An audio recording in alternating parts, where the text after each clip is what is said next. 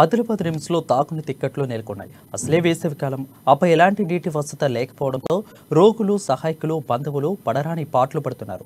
పెద్ద ఆసుపత్రిలో ఎక్కడ తాగునీటికి సంబంధించిన ఏర్పాట్లు చేయకపోవడంతో గదిలేని పరిస్థితుల్లో బయట నుంచి నీటిని తెచ్చుకుని తాగుతుంటే మరికొందరు దుకాణాల్లో వాటర్ బాటిల్స్ కొనుగోలు చేసి తమ దాహరితిని తీర్చుకుంటున్నారు. ఈ సమస్యలు ఇప్పటిది కాదు, చాలా సంవత్సరాలుగా తాగునీటికి ఇబ్బందులు తప్పడం లేదు. అయినప్పటికీ అధికారుల్లో మాత్రం కదలిక రాకపోవడం లేదని విమర్శలు వెల్లువెత్తుతున్నాయి.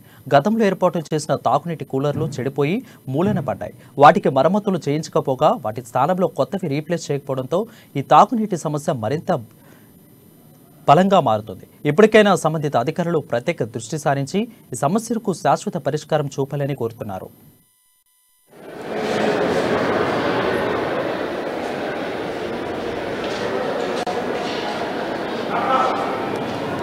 ఇప్పుడు ఆదిలాబాద్ రిమ్స్ అంటే ప్రతి పేద ప్రజలకు ఈ అనారోగ్యంతో కూడుకున్నటువంటి పేషెంట్లకు మరి మొదటి నుంచి గ్రౌండ్ ఫ్లోర్ నుంచి తీసుకుంటే థర్డ్ ఫ్లోర్ వరకుగా నీటి వసతులు లేకపోవడం బాధాకరమైన విషయం.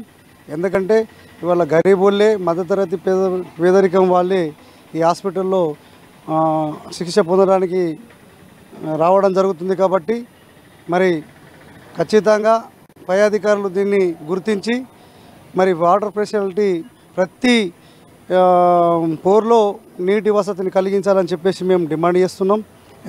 ఏదైతే ఇక్కడ వాటర్ కింద వాటర్ అనేది ఉన్న తాగునీరు అనేది అక్కడికి వచ్చి ప్రతి ఒక్కరుగా అక్కడి నుంచి తీసుకెళ్ళడం జరుగుతుంది. హాస్పిటల్కి వచ్చామండి. మొత్తానికి వేడి నీళ్ళు తాగడానికి వేడి నీళ్ళు వస్తున్నాయి. మొత్తానికి నీళ్ళు తాగరాలేదు, బాగా వేడి ఉన్నాయి. ఫ్రిడ్జ్ పనిచేస్తలేదు. వాటర్ తాగడానికి బయటకు వెళ్ళి వాటర్ తెచ్చుకుంటున్నాం.